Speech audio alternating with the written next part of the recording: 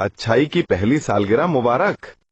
जरा गौर कीजिए, एक तरफ जुल्म और बुराई के खिलाफ गैर मुस्लिमों का तारीखी एहतजाज और दूसरी तरफ मुजरिमों की हिमायत में मुफ्ती कौम व मिल्लत की जानिब से जलसे का इनेकाद। गुज़श्ता कल 23 नवंबर 2025 से ठीक एक साल कबल अच्छाई बमुकाबला बुराई का नारा लगाने वाले मुफ्ती साहब ने इलेक्शन जीता था। आइए देखते हैं कि एक साल में उनकी अच्छाई ने हमें क्या दिया। हाय, कितने शर्म का मकाम है। एक तरफ वो गैर मुस्लिम हैं जो इस्लाम की दौलत से बहरामंद नहीं, लेकिन जब उनके समाज में एक बच्ची पर जुल्म हुआ और उसकी अस्मत दरी की गई तो पूरी कौम सरापा एहतजाज बन गई। यहां तक कि शहर के गयूर मुसलमानों ने भी उस एहतजाज में हिस्सा लिया और जुल्म के खिलाफ आवाज बुलंद की। दूसरी तरफ हमारे बहादुर मुफ्ती साहब हैं जिन्होंने अच्छाई बमुकाबला बुराई के नाम पर वोट लेकर इलेक्शन जीता और उनकी जीत को पूरा एक साल हो गया। अब इनकी अच्छाई की पहली बैलेंस शीट ये सामने आ रही है कि जब इनका एक करीबी साथी अस्मत दरी के इल्जाम में गिरफ्तार हो गया और दूसरे की गंदी ऑडियो वायरल हो गई, तो इनसे बेजारी का ऐलान करने या इजहार मजम्मत के बजाय बहादुर मुफ्ती साहब ने उनकी हिमायत में जलसाए सफाई का इनेकाद कर डाला और उसमें ऐसी ऐसी दलीलें दी कि शैतान भी सुनकर शर्मा जाए। उनकी हिकमत भरी दलीलों के चंद नमूने मुलाहिजा फरमाएं। मुफ्ती साहब ने कहा कि हम में से कौन दूध का धोया हुआ है, ऐब से पाक तो सिर्फ अल्लाह की जात है, गुनाहगार कौन नहीं है।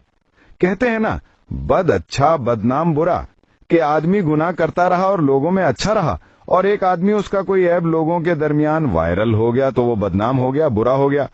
ऐब से पाक तो सिर्फ अल्लाह की जात है। लीजिए अब उन्हीं की आवाज में सुनिए। हम में से कौन दूध का धोया हुआ है, ऐब से पाक अल्लाह की जात है। गुनहगार कौन नहीं है।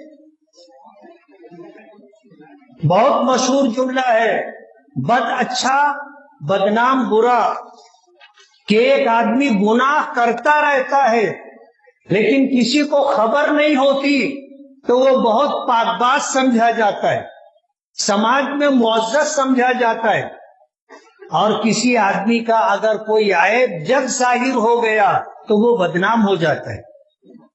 कहते हैं ना, बद अच्छा बदनाम बुरा, कि आदमी गुनाह करता रहा और लोगों में अच्छा रहा, और एक आदमी उसका कोई ऐब लोगों के दरमियान वायरल हो गया तो वो बदनाम हो गया, बुरा हो गया। ऐब से पाक तो सिर्फ अल्लाह की जात है।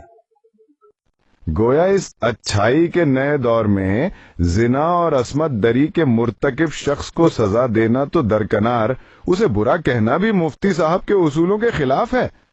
फिर अल्लाह की कुदरत देखिए कि उसी जलसाए सफाई के चंद दिनों बाद उनके दूसरे साथी भी एक नाबालिग लड़की की अस्मत दरी के इल्जाम में जेल पहुंच गए।